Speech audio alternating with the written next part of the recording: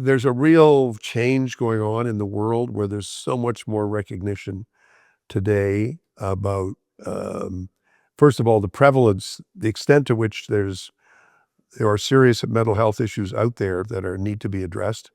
And then the willingness of people to come forward and say, I've seen this, I've had this, I know how to get through it, I've been through it, whatever, and really try to identify what we need to do. And particularly, I found during COVID, it was really tough. I was managing the mission in New York when New York was sort of at the epicenter of COVID in the earlier days, and I had to spend a lot of time thinking about, how people were doing and how we could help to make it better, and what with the kind of perspective that as a boss or as a manager, I had to be able to kind of really try to present to people. And as in most things, the first point that has to be made is, um, there are no thoughts that can't be expressed. That you can't get yourself in a situation where, I'm not allowed to talk about this, or I can't really talk about that. And you say, well, let's find the places where you actually can talk about it. And if you don't want to talk about it in a meeting, you can talk about it with somebody who's sensitive to what you're doing and who's committed to your being able to do it in privacy and, with full respect for your situation.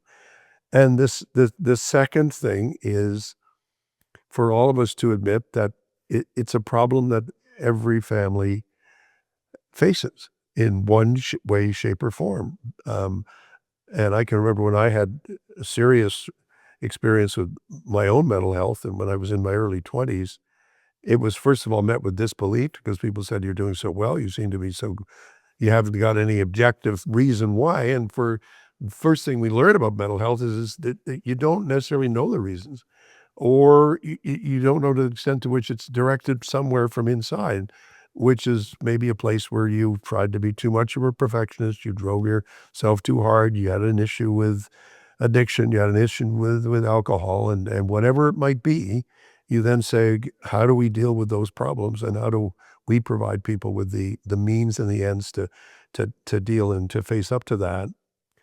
I think the broader thing that I really believe is that there's a tendency to internalize, so let's say, 1984 and say, "Oh my God, this is 1984." You say, "It really isn't. It's awful." But first of all, there's 2 or 3 things. One is humor. I mean, just try to undercut everything with humor. I do that a lot.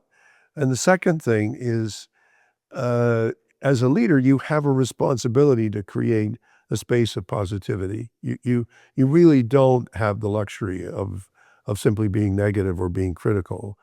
And we all know people in the workplace who can be toxic. We know people who can be difficult. I mean, none of us were really familiar with the term malignant narcissism until certain political events occurred.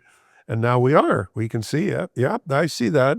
And I think we all identify that, in our own workplaces, we see some people who just don't make it easy for things to succeed because they have somehow feel that if they can undercut those efforts, they're doing everybody a favor, which is crazy.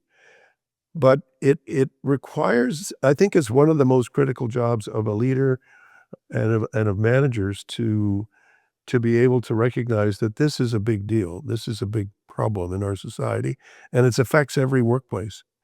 And creating the programs and creating the ways in which you can show awareness of that, and also that you're prepared to take it seriously as a company or as a group of people is hugely important, makes all the difference in the world. And I think it's time that we really championed how to get this done.